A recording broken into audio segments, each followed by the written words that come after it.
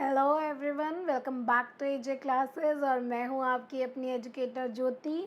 और आज मैं फिर से लाई हूं आपके लिए बायोग्राफी एक ऐसे इंसान की जिन्होंने मैनेजमेंट के प्रिंसिपल्स जो थे, जो साइंटिफिक प्रिंसिपल्स थे, वो हमारी दुनिया को और हमारे मैनेजमेंट को प्रेजेंट किए थे, जो हमारे मैनेजमेंट में बहुत ही इम्पॉर्टेंट रोल प्ले करते हैं। अब मैं आपको बायोग्राफी पढ़ा क्यों रही हूँ?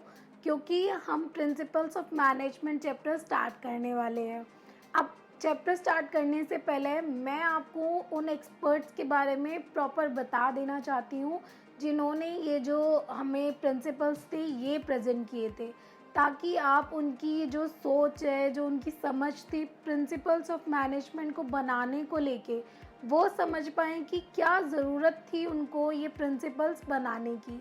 इसीलिए मैं ये बायोग्राफीज़ आपके लिए लेके आती हूँ और आपके लिए आगे चल के ये बायोग्राफी में से क्वेश्चंस भी बन सकते हैं।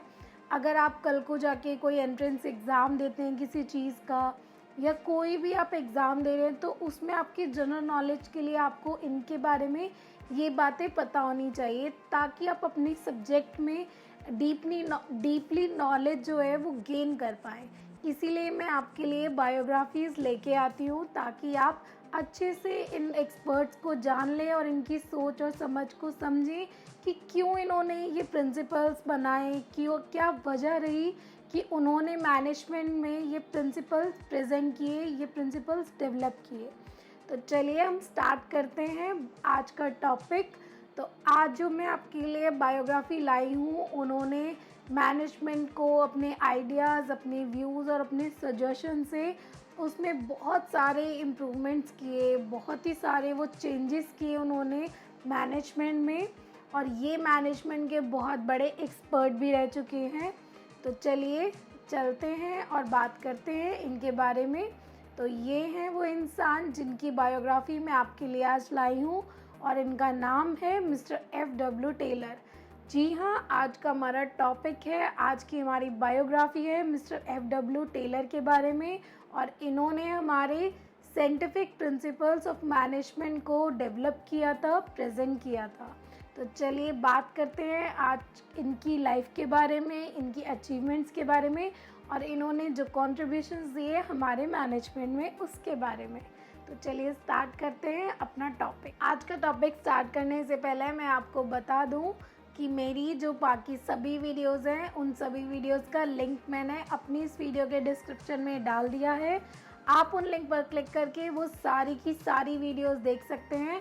और आपको वो वीडियोज़ अगर हेल्पफुल लगे और यूज़फुल लगे तो प्लीज़ उन्हें लाइक और शेयर करना मत भूलिएगा। अगर आपने अभी तक मेरे चैनल को सब्सक्राइब नहीं किया है तो जल्दी से जाइए, मेरे चैनल को सब्सक्राइब कीजिए, रेड बटन पे क्लिक कीजिए और बेल आइकन को प्रेस करना मत भूलिएगा, ताकि आपको मेरे चैनल से जुड़ी सारी की सारी नोटिफिकेशंस मिलती रहे। क्योंकि हम अपने चैनल पे बहुत सारी नॉलेज और बहुत सारे टिप्स और ट्रिक्स शेयर करने वाले हैं, और उसके लिए आपको मेरे चैनल से जुड़ा रहना पड़ेगा।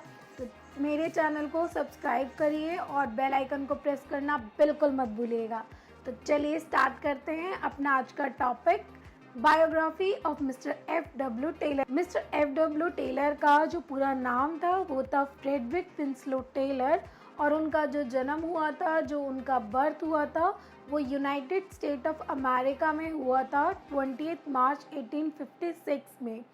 1856 में जब उनका जन्म हुआ था, उस समय उनके जो फादर थे वो एक लॉयर थे, और वो भी अपने पिताजी की तरह, अपनी फादर की तरह एक लॉयर बनना चाहते थे।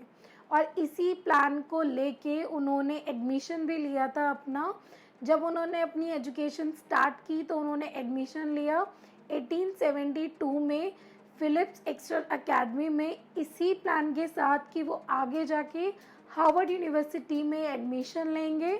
और इसी प्लान के साथ उन्होंने 1874 में एंट्रेंस एग्ज़ाम भी पास कर लिया था हार्वर्ड यूनिवर्सिटी का। अब उन्होंने 1874 में जब हार्वर्ड यूनिवर्सिटी का एंट्रेंस एग्ज़ाम पास कर लिया था, तब उनकी आंखों में थोड़ी प्रॉब्लम होने लगी, थोड़ी दिक्कत होने लगी, जिसकी वजह से उन्हें अपना जो लॉयर बनने का प्लान था, जो अपना लॉयर बनने का सपना था अपने पिताजी की तरह, उन्हें वो प्लान ड्रॉप करना पड़ा।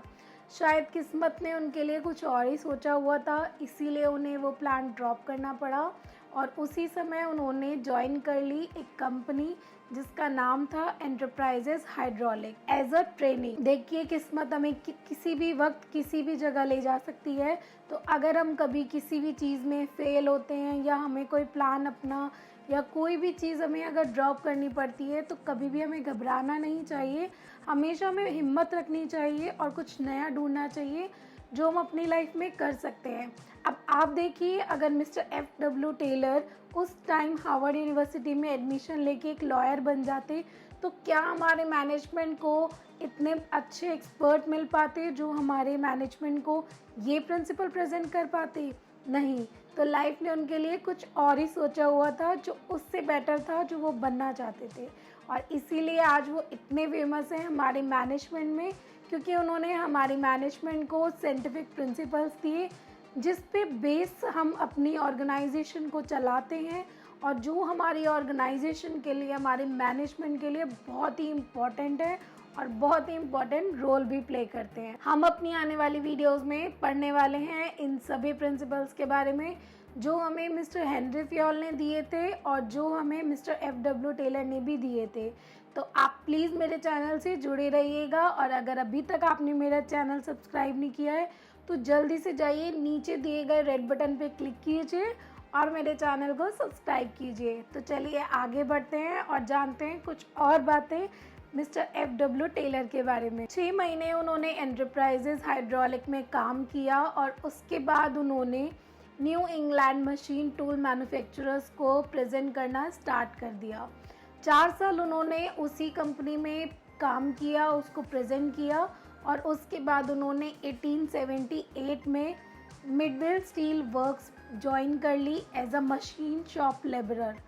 उस कंपनी में यानी कि मिडवेल स्टील वर्क्स में उन्हें बहुत ही जल्दी प्रमोशंस मिलने लगे क्योंकि उनका काम बहुत ही अच्छा था, और फाइनली वो उस कंपनी के चीफ इंजीनियर भी बन गए थे। यही वो कंपनी थी मिडवेल स्टील वर्क्स जहाँ से हमारे मिस्टर F.W. टेलर का जो इंटरेस्ट था मैनेजमेंट को लेके वो स्टार्ट हुआ था। आइए जानते हैं उसके बारे में। जब उन्होंने उस कंपनी में काम करना स्टार्ट किया और तो उन्होंने धीरे धीरे देखा कि उस कंपनी के जो वर्कर्स हैं, जो एम्प्लॉयज़ हैं और जो उस कंपनी की मशीन्स हैं वो ठीक तरीके से काम नहीं कर रही है, जिसकी वजह से उस कंपनी की जो लेबर कॉस्ट थी वो बहुत ज़्यादा आ रही थी, वो बहुत ही ज़्यादा हाई आ रही थी।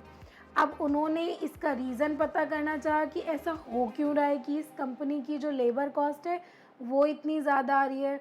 तो उन्होंने देखा कि उस कंपनी में जो वर्कर्स काम कर रहे हैं उनको इंस्ट्रक्ट कोई कर ही नहीं रहा है कि क्या काम उन्हें करना है, कैसे काम करना है, किस टाइम पे क्या काम करना है, जिसकी वजह से वो जो एम्प्लॉयज़ थे, जो वर्कर्स थे, जिसका जो मन आता था वो वही काम करता था, और कुछ एम्प्लॉयज़, कुछ वर्कर्स तो ऐसे थे जो काम ही नहीं करते थे क्योंकि उन वर्कर्स की थिंकिंग ये थी कि अगर वो काम नहीं भी करेंगे तो क्या हो जाएगा, क्योंकि उनको सैलरी तो उतनी ही मिलेगी जितनी उन वर्कर्स को मिल रही है जो अच्छा काम कर रहे हैं, जो उनसे बेटर काम कर रहे हैं।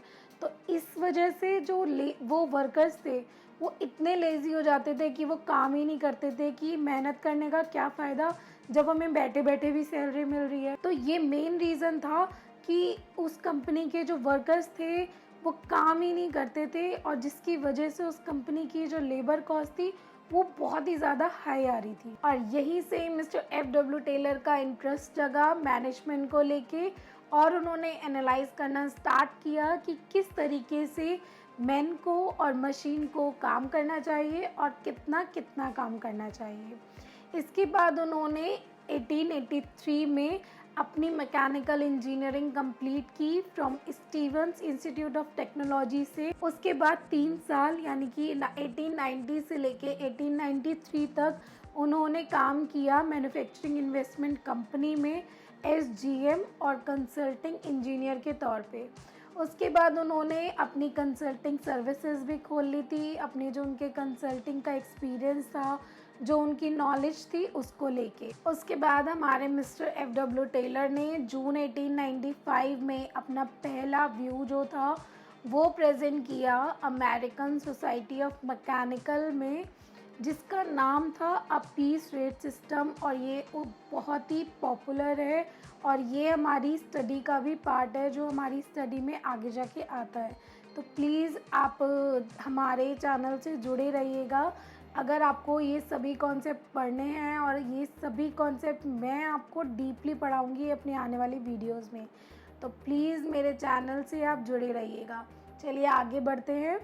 1898 में उन्होंने बिथेलियम आयरन कंपनी ज्वाइन कर ली, जो बाद में बिथेलियम स्टील कंपनी के नाम से भी फेमस हुई। 1902 में उन्हें मेडल भी मिला था और उसके बाद उन्होंने 19 अक्टूबर 1906 में अपनी जो डॉक्टर ऑफ साइंस की डिग्री थी वो भी कंप्लीट कर ली थी फ्रॉम यूनिवर्सिटी ऑफ पेंसिल्वेनिया से। उसके बाद उन्होंने टक स्कूल ऑफ बिजनेस में प्रोफेसर के तौर पे काम करना स्टार्ट कर दिया था और उन्होंने 1906 से 1907 तक प्रेसिडेंट भी वो रहे थे American society of mechanical engineer के। उसके बाद उनकी जो तबीयत थी वो काफ़ी बिगड़ने लगी थी, क्योंकि उन्हें निमोनिया हो गया था और उनकी बिगड़ती तबीयत के चलते उनका देहांत भी हो गया था, उनकी डेथ हो गई थी। उनकी डेथ हुई थी 21 मार्च 1915 में, यानी कि 21 मार्च 1915 में हमारे जो मिस्टर एफ.डब्ल्यू. टेलर थे उनका देहांत हो गया था, उनकी डेथ हो गई थी। Mister F.W.. टेलर को हम फादर ऑफ साइंटिफिक मैनेजमेंट के नाम से भी जानते हैं। ये बहुत ही पॉपुलर हुए थे हमारे फादर ऑफ साइंटिफिक मैनेजमेंट के नाम से, क्योंकि इन्होंने हमारे मैनेजमेंट को साइंटिफिक प्रिंसिपल्स दिए थे, जिन्हें हम पढ़ते हैं अपने मैनेजमेंट में और यूज़ करते हैं अपनी ऑर्गेनाइजेशन में और मैनेजमेंट में। मिस्टर टेलर ने अपने इंजीनियरिंग का जो उनका एक्सपीरियंस था और जो उनकी इंजीनियरिंग की नॉलेज थी उसको यूज़ करके साइंटिफिक स्टडी बनाई थी और टेक्निक्स बनाई थी, जिसमें उन्होंने जो वर्कर्स थे कंपनी के उनके अंदर एफिशिएंसी लाने की बात की थी। अब एफिशिएंसी होता क्या है? एफिशिएंसी का मतलब होता है ऑप्टिमम यूटिलाइजेशन ऑफ रिसोर्सेज। इसके बारे में हम अपनी वीडियोस में पढ़ चुके हैं। मेरी पिछली वीडियोस का लिंक इस वीडियो के डिस्क्रिप्शन में है, तो आप उस लिंक पर क्लिक करके वो वीडियोस देख सकते हैं। तो मैं आपको बता रही थी optimum utilisation of resources. Optimum utilisation of resources का मतलब होता है कि हम किस तरह बिना किसी रिसोर्स को वेस्ट किए हुए उसे यूज़ करें बेस्ट मैनर में, ताकि हमारे जो वर्कर्स हैं वो एफिशिएंसी के साथ काम कर पाएँ, हमारी जो ऑर्गेनाइजेशन है वो एफिशिएंसी के साथ काम कर पाए और कोई भी रिसोर्स वेस्ट ना हो पाए।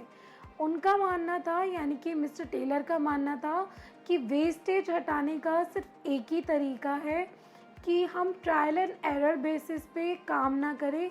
हम जो काम करें, यानी कि हमारे जो एम्प्लॉयज़ कंपनी के जो काम करें वो प्रॉपर मैनेजमेंट के अंदर ही काम करें, ताकि वो एफिशिएंसी के साथ काम कर पाएँ और इफ़ेक्टिवली काम कर पाएँ। उनके फादर ऑफ साइंटिफिक मैनेजमेंट होने की एक और वजह थी कि उन्होंने हमारे मैनेजमेंट में बहुत सारे कॉन्ट्रीब्यूशंस दिए थे और उनके बहुत सारी बुक्स आई थी और आर्टिकल्स आए थे। आइए जानते हैं उनके कुछ बुक्स और आर्टिकल्स के बारे में। तो ये थी उनकी कुछ बुक्स और कुछ आर्टिकल्स, आप इसका स्क्रीनशॉट ले सकते हैं। ये आपके एग्ज़ाम में आ सकता है और एग्ज़ाम पॉइंट ऑफ व्यू से आपके लिए ये जो बुक्स और आर्टिकल्स हैं ये बहुत ही इम्पॉर्टेंट है। तो आप इनका स्क्रीनशॉट ले लीजिए, ताकि आप इनको इनके बारे में अगर पूछा जाए तो आपको याद रहे। ये थी बायोग्राफी मिस्टर एफ.डब्ल्यू. टेलर की, और आई होप आपको उनकी लाइफ के बारे में जानना और उनकी अचीवमेंट्स और कॉन्ट्रीब्यूशंस के बारे में जानना पसंद आया होगा। तो आई होप आपको मेरी ये वीडियो पसंद आई होगी, और अगर आपको मेरी ये वीडियो थोड़ी भी हेल्पफुल लगे और यूज़फुल लगे तो प्लीज़ इसे लाइक और शेयर करना मत भूलिएगा। और अगर आपको कोई डाउट हो या कोई क्वेरी हो किसी भी चीज़ को लेके, किसी भी टॉपिक को लेके, तो प्लीज़ आप मुझे कमेंट सेक्शन में लिख के ज़रूर बताइएगा। और अगर आपने मेरा चैनल अभी तक सब्सक्राइब नहीं किया है तो जल्दी से जाइए और मेरे चैनल को सब्सक्राइब कीजिए। और अब आप मुझसे फेसबुक और इंस्टाग्राम पे भी जुड़ सकते हैं। मैंने अपने फेसबुक और इंस्टाग्राम का लिंक भी अपनी इस वीडियो के डिस्क्रिप्शन में डाल दिया है। तो चलिए अब हम मिलते हैं अपनी नेक्स्ट वीडियो में नए टॉपिक के साथ। तब तक के लिए अपना ध्यान रखिएगा और मेरे चैनल को सब्सक्राइब करना और मेरी वीडियोस को लाइक और शेयर करना मत भूलिएगा। चलिए चलते हैं और मिलते हैं अपने नेक्स्ट वीडियो में नए टॉपिक के साथ। बाय।